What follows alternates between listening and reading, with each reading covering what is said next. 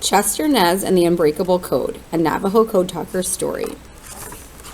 October 29, month of small wind. When Batoli was 8 years old, the time came for him to go to boarding school. He had to leave his family, his home, and the goats and sheep he loved and took care of. He climbed into the back of the missionary's truck. "You need an English name," the missionary said. Batoli's name was Navajo, like he was. "You will be Chester," the man said. At Fort Defiance School, the matrons shaved off Chester's long hair and gave him a blue uniform to wear. They made him use English, a language he had never spoken, and when Chester spoke Navajo, the matrons washed out his mouth with yellow soap. "Navajo is bad. Speak only English." Many years earlier in the 1860s, the U.S. Army had held Navajo captive at Fort Defiance. From there, the Army forced the Navajos to go on the Long Walk, a journey of 300 miles into what is now New Mexico. Many people suffered and died. Fort Defiance was now a boarding school for Navajo children, but some of the youngest students had bad dreams because of the fort's history. Chester did his best to calm their fears at night. He reminded them that they were not alone. They still had families back home. June 1932, month of big planting. Over the summer, Chester returned home where he could again speak the sacred language the holy people had given the Navajos long ago. When he cared for the sheep and the goats and prayed using corn pollen, he felt like a real Navajo, living the right way.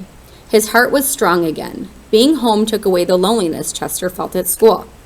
September 1932, month of half. Chester returned to school where he was again told his Navajo language was worthless. "You must use only English to survive in the white man's world," the matron said. Chester knew he might need to live in the white man's world one day. In that world, speaking English was essential, so he worked hard and did well. Chester enjoyed learning and wanting to prove his worth. He also learned to pray the Catholic way and serve as an altar boy. The Catholic way was good, but so was the Navajo way. Though he spoke English in school, Chester kept his love for his Navajo people and their language. He decided to never break the ties that bound him to them. December 1941, month of crusted snow. Chester was in 10th grade when the school principal called the students together. "The Japanese Empire attacked us at Pearl Harbor," he said. "We are at war." The United States had fought the Navajo years ago, but now the United States was their country too. Chester thought about how his ancestors stood up against his enemies. He should act with the same courage. Protecting his homeland was an honor. "I am a warrior," Chester said to himself. "I will fight for this land." April 1942, month of big plant. Recruiters from the U.S. Marine Corps came to the reservation. "We need Navajo men who speak English and Navajo," they said. The U.S. military needed a new way to send its secret messages. The messages were sent in code over the radio, but since anyone's radio could receive those messages, the enemy could hear them too. The Japanese had broken every American code. The Marines tried using a coding machine, the Shackle, to create unbreakable code, but the machine took too long to encode and decode messages. Then a former Army soldier, a missionary's son who had once lived on the Navajo reservations, suggested using Navajo, a language almost impossible for non-Navajos to speak. The Marines agreed to try it. Many Navajos volunteered to join the Marines, but only 29 were chosen, including Chester. They became Platoon 382. Suddenly the language that they had been told to forget was important. Chester was proud that he had never given up speaking Navajo. June 1942, month of big planting. After basic training, Platoon 382 went to Camp Elliott near San Diego. An officer took the platoon into a room. "Create an unbreakable code," he told them. "Start by choosing one word for every letter of the English alphabet." Then the officer left, locking the 29 men in that room. Chester wondered how they would begin. Then one of the men, Gene Crawford, spoke up. He knew how military codes worked.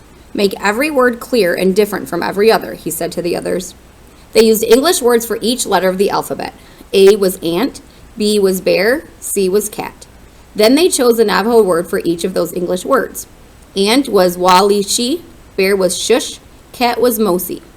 By the end of the first day, they had the whole alphabet. A few weeks later, 3 more Navajo men joined the team. Now, 32 soldiers were creating the code and learning to use it. Instead of spelling out some items in the English alphabet, they chose Navajo words to represent them. Battleship became Lotso, which means whale.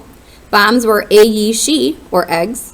There were lots to remember, but Chester enjoyed what they were doing and had an excellent memory. September 1942, month of half. After 13 weeks, Platoon 382 demonstrated their code to Marine officials. Expert code breakers could not break it. The code was strong. The code was efficient, too. The shackle code machine took 4 hours to encrypt and decrypt a message. The Navajos could send and receive in less than 3 minutes. The Navajo language solved the Marines' communication problem. The military ordered the platoon to keep the code a secret. Only commanders and officers knew about the Navajo code. 2 men stayed behind to teach the new Navajo recruits, while Chester and the rest of the code talkers shipped out to the Pacific. The time had come to use the code in battle. When their boat reached the island of Guadalcanal, Chester and his partner Roy Begay waded ashore. They dug a foxhole in the sand, and they were ready. When a runner handed them their first message, they radioed it to a two-way code talker on the ship offshore. Be na ali tosi, enemy. A ka a doni a toy, machine gun nest. Nish na ji go dak dai kai, on your left flank. A di tide, destroyed. Minutes after their message was received, artillery fire hit the machine gun nest. Chester shouted, "You see that?" Their Navajo code was working. Chester and the other code talkers sent messages on Guadalcanal for many months, until the Japanese were defeated. Then they were sent to the other islands in the Pacific. The soldiers saw terrible things in combat. They dodged artillery fire, witnessed explosions, and watched men die. Chester was worn out and ill but kept working. Every day he prayed in Navajo, using corn pollen from his medicine bag. The Navajo way gave him strength and helped him survive until he could go home. January 1945, month of Small Eagle. Chester was finally home, but he had seen too much death. He felt at times as if he were dead too. Chester could not tell anyone, not even his family, about the Navajo code. It was still a secret. Keeping that secret brought back the loneliness that hurt so much when he first went to school. Chester's family knew he needed help. They arranged an enemy way, a 4-day-long ceremony to help someone exposed to the evils of war. This ceremony was also done for children returning from boarding school, like Fort Defiance. Chester knew that being at school with its military structure and harsh discipline was similar to enduring war. The ceremony restored Chester to the trail of beauty in the right way. He no longer dreamed of war. September 1945, month of half. 8 months after Chester came home, the Japanese surrendered and the war was over. The Navajo code had been vital to the war effort. Code talkers had served with every Marine unit. By the end of the war, more than 400 Navajos had served as code talkers. They had been told in school that their language was no good, but they had proven that that wasn't true. The Navajo code helped win World War II. Like his people who survived the long walk, Chester had never forgotten his Navajo heritage. Despite being told to give up his Navajo language and culture, he found ways to merge them with the white man's world. His spirit stayed unbroken. He kept his feet on the trail of beauty.